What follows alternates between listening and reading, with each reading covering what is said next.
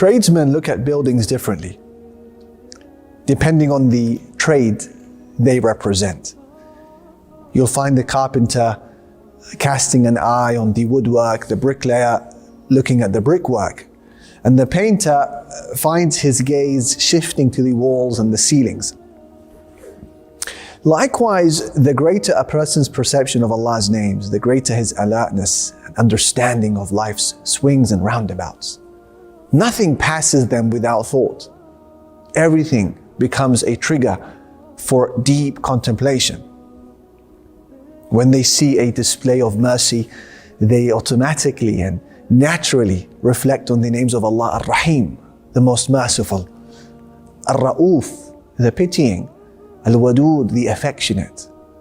When they sense might and awe in any turn of life, they're overcome with the names Al-Jabbar, the compeller, Al-Muntaqim, the avenger, Al-Qahhar, the subduer, Al-Aziz, the mighty.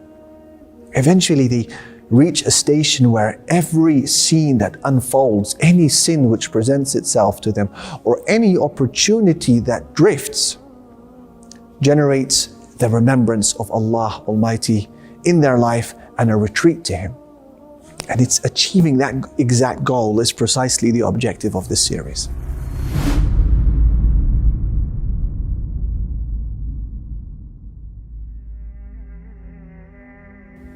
I don't think it would be an exaggeration in any way to make the claim that the universe in its enormity was created with the intention for us to realize the names and attributes of Allah. Allah Almighty said, Allahu alladhi khalaqa sab'a samawati wa min al-ardi mithlahun. It is Allah who created 7 heavens, and of the earth the like of them. يَتَنَزَّلُ الْأَمْرُ بَيْنَهُنْ. His command descends between them. Why was all of this created? Listen to the second part of the ayah. He said, لِتَعْلَمُوا, so that you may know, أَنَّ اللَّهَ عَلَى كُلِّ شَيْءٍ قَدِيرٌ, that Allah is most capable of everything. وَأَنَّ اللَّهَ قَدْ أَحَاطَ بِكُلِّ شَيْءٍ عِلْمًا, and that Allah has encompassed all things in knowledge.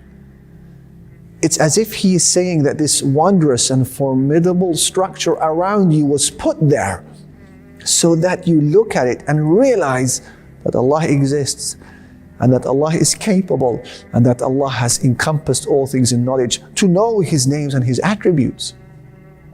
Qiwam as-Sunnah al-Asbahani, he said that if a person wants to accept someone's offer for marriage or offer himself for marriage or wants to deal with a person in any way, he would first request his name, his nickname, family name, and would ask about both the important and unimportant matters. And then he said, so Allah who created us and provided for us, the one whom we hope for His mercy and fear His punishment, is worthy of us knowing His names and understanding them. And your iman is closely linked to your level of knowledge of Allah. And seeing that you and I will never see Allah in the life of this world, we're left with the names of Allah and their effects that can be seen and felt around us today. So we can conclude that one of the greatest ways of fostering iman to levels where you can almost taste it is by way of contemplating the names of Allah and noticing their effects in life and their signs and their signatures in the universe and within your very self. And this is because love has causes. One of them is Jamal, beauty. Beautiful matters, by virtue of their splendor, they're loved. The heart has a natural affinity towards all of those things that are pleasing to the eye. And since all beauty in existence is from Allah subhanahu wa ta'ala, we can ask the question, who is more beautiful than Him?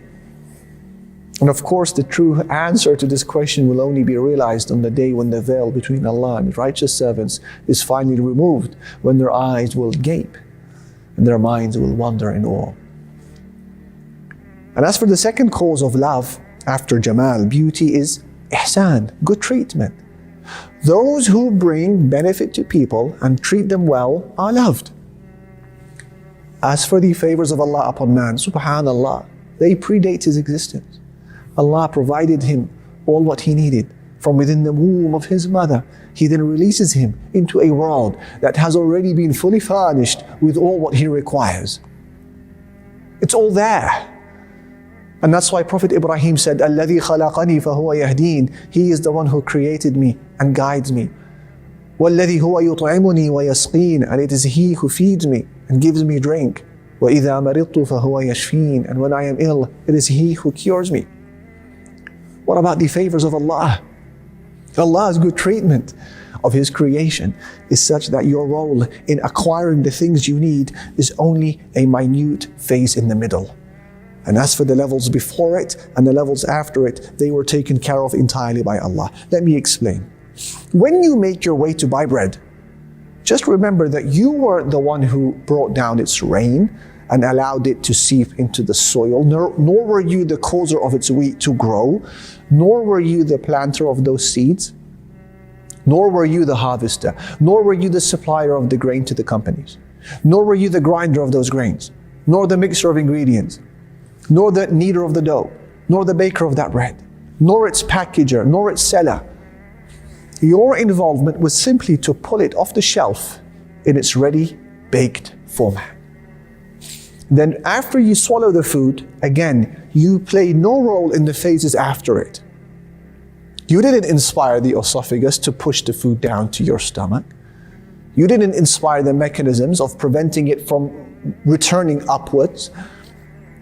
Nor were you involved in the process of enzyme release for digestion, nor in the churning of the stomach to break down the food, nor in the complex and harmonious processes which involve a tight coordination between the liver and gallbladder and the pancreas and other organs.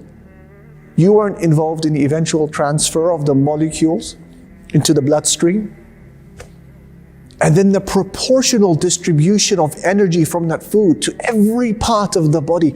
A portion goes to the nails, a portion for your hair, your face, your tears, your veins, your blood, the white of your eye, your sweat, your flesh, your nerves, your muscles, tendons, bones. Each gets a share. You didn't play any role in that. You didn't play a role in the excretion of what the body doesn't require from that bread. Your involvement is purely a short role in the middle to take the bread off the shelf. Whilst all of the most difficult processes before it and after it, they don't involve you in the least. This is just one example pertaining to bread. What about the rest of Allah's favor? The apparent ones and the hidden ones. And both those that you're aware of and those that you're not, and even those that you will never know about.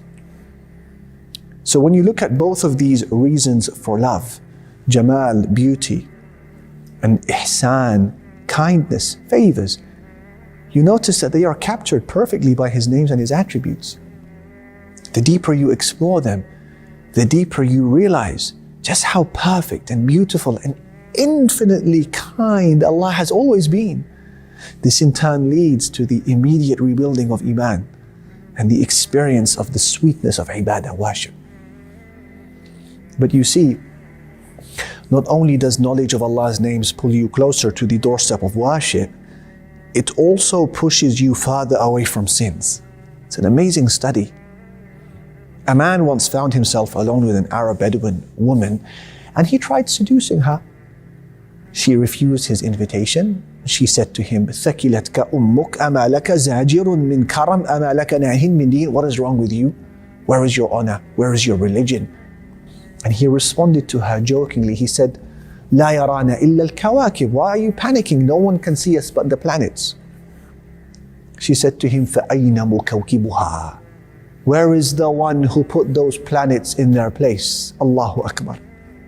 We're going to come across in this series many similar examples of this type of story, because this is precisely the objective behind the choosing of this topic.